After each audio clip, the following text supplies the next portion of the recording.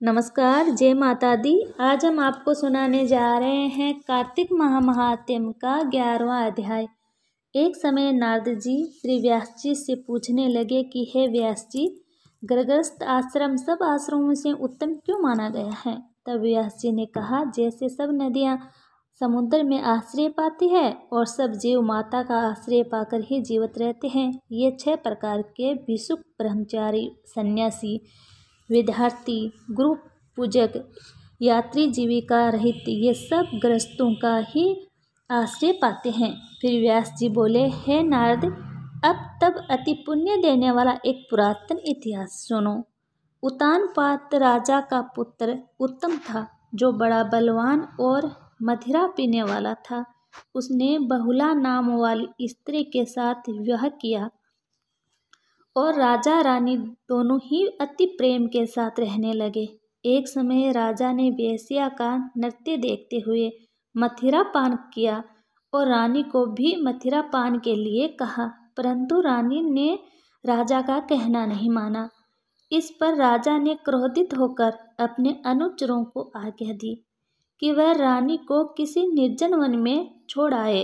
तत्पश्चात राजा रानी के योग्य में दुखी तो हुआ, मगर उसने दूसरा विवाह नहीं किया और प्रजा की पुत्र के समान लालन पालन करने लगा। एक दिन एक ब्राह्मण राजा के पास आकर कहने लगा कि हे राजन, कोई मेरी स्त्री का अपहरण करके ले गया है। उसके योग में मैं अति दुखित हूँ, इसलिए तुम उसे ढूंढ कर लाओ। राजा कहने लगा कि महाराज, मैं नहीं जानता कि आपकी स्त्री कौन है, किधर और कहाँ ले गया है। मैंने तुम्हारी स्त्री को नहीं देखा और जानता भी नहीं हूँ कि वह कैसे स्वभाव वाली और रूप वाली है। तब ब्राह्मण बोला कि वह कदापि कठोर वचन बोलने वाली, क्रूपा, काले रंग की तथा कर्कश स्वभाव वाली है, परंतु मैं उसकी कोई निंदा नहीं करता, क्योंकि वह मेरी पत्नी है। तब राजा कहने लगा कि जब तुम्हारी स्त्री ऐसी क्रूपा और कुर स्वभाव वाली है, तो तुम उसे लेकर क्या करोगे। मैं अति सुंदर और कल्याणकारी दूसरी स्त्री लेकर दे सकता हूँ। ब्राह्मण कहने लगा कि राजन, मेरी स्त्री मेरे धर्म और कर्म की अर्धांगिनी है। उसकी रक्षा करना मेरा परम धर्म है। जो अपनी स्त्री की रक्षा नहीं करता, उसका कल्याण नहीं होता। जो मनुष्य ऋतुकाल के पश्चात अपनी स्त्री से भोग नहीं करता, उसके पितर एक मास तब उसके रुधिर में तैरते हैं। ब्राह्मण के ऐसे वचन सुनकर राजा अपने शस्त्र लेकर रथ पर सवार हुआ और चारों ओर घूम फिर उस स्त्री को खोजने लगा। कुछ दूर जाकर उसने एक आश्रम देखा, जहाँ पर एक महान तेजस्वी ऋषि कुशा के आसन पर विराजमान थे। राजा को देखकर भी उस ऋषि ने राजा को कोई आदर सत्कार नहीं किया और बोला, मैं जानता हूँ तुम राजा उतानपाद के पुत्र हो, मगर तुम यहाँ किस कारण आए हो। राजा कहने लगा, हे मुने, ब्राह्मण के घर से कोई उसकी स्त्री को हर कर ले गया है। मैं उसी की खोज में इधर उधर आया हूँ, परंतु आपने अर्थ आदि कुछ भी नहीं दिया और न ही किसी प्रकार का सत्कार किया। इसका कारण क्या है।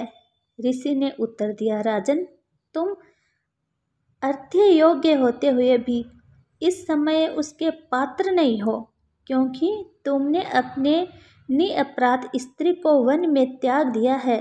जहाँ स्त्री का यह धर्म है कि वह तन मन से अपने पति की सेवा करे, उसकी आज्ञा का पालन करे, वहाँ पुरुष का भी धर्म है कि वह अपनी स्त्री का यथाचित सम्मान करे। जिस घर में स्त्रियां का मान होता है, वहाँ पर देवताओं का वास होता है। जहाँ स्त्रियां का अनादर होता है, वहाँ कभी सुखी शांति नहीं रहती। इतना सुन लज्जा युक्त हो पूछने लगा कि भगवान, आप बहुत बहुसे और वर्तमान तीनों काल के जानने वाले हैं, इसलिए कृपा करके बताइए कि ब्राह्मण की स्त्री को कौन और कहाँ ले गया है। ऋषि कहने लगा, हे राजन, अतिथि का पुत्र बलाक नाम वाला राक्षस उस ब्राह्मणी को बड़े भयंकर वन में हर कर ले गया है। जो जाओ और उसको ढूंढकर ब्राह्मण को सहयोग करो। राजा ने मुनि को प्रणाम किया और मार्ग पर जाकर भयंकर वन में जाकर ढूंढने लगा।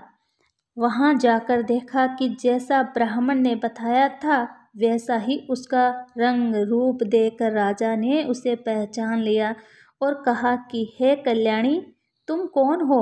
और विलास पुत्र की स्त्री हूँ। मैं अपने घर में अकेली सो रही थी।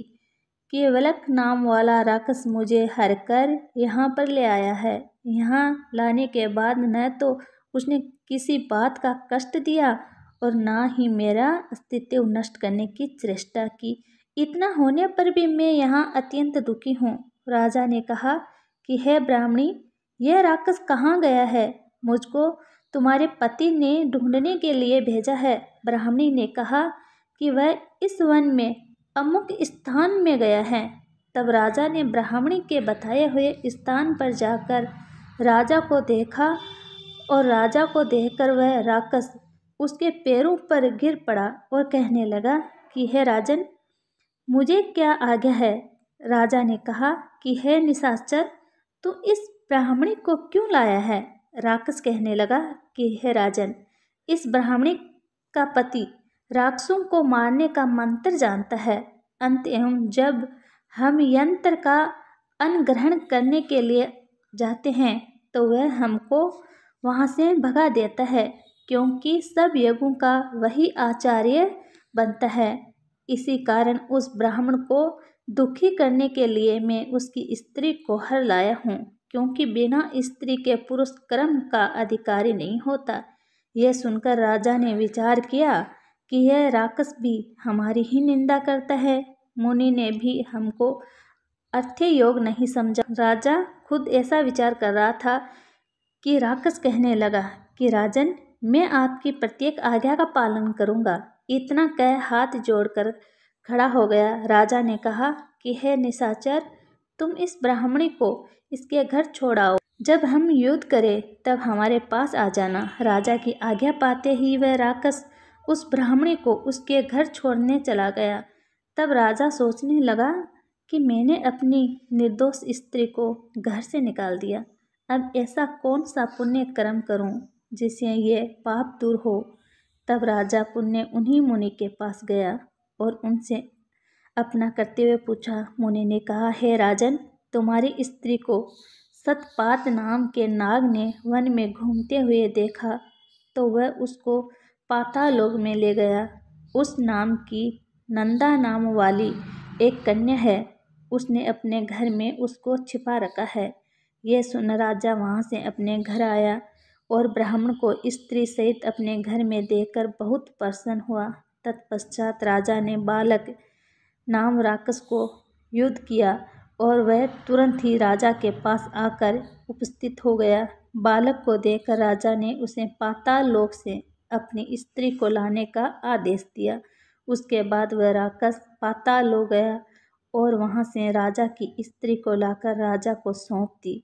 इसके बाद राजा और रानी बड़े प्रेम से रहने लगे।